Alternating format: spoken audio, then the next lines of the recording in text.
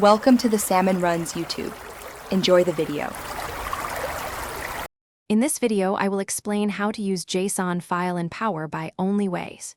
Open Power BI desktop and choose Get Data, then select JSON to import your file and open Power Query. Use record to table, expand fields, set data types, and apply transformations. Load the final table to the model. I'll guide you through common pitfalls and practical tips so you can build visuals quickly and confidently. To parse nested JSON, first drill into the record and list structures in Power Query. Convert records to tables, expand lists carefully, and choose the right keys for relationships.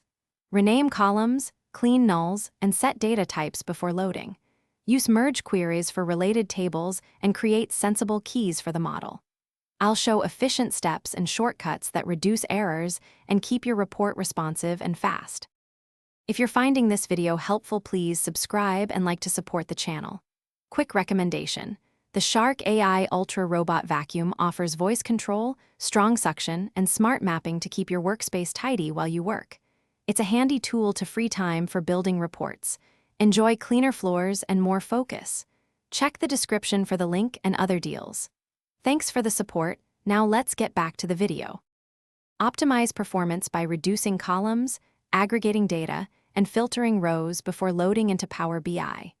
Disable auto date time, set query folding where possible, and use native connectors or staged tables for large JSON files. Create indexes in source when available and prefer star schema in the model.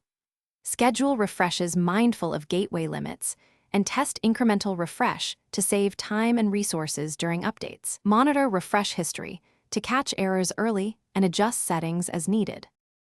Thanks for watching. Consider subscribing if we helped you.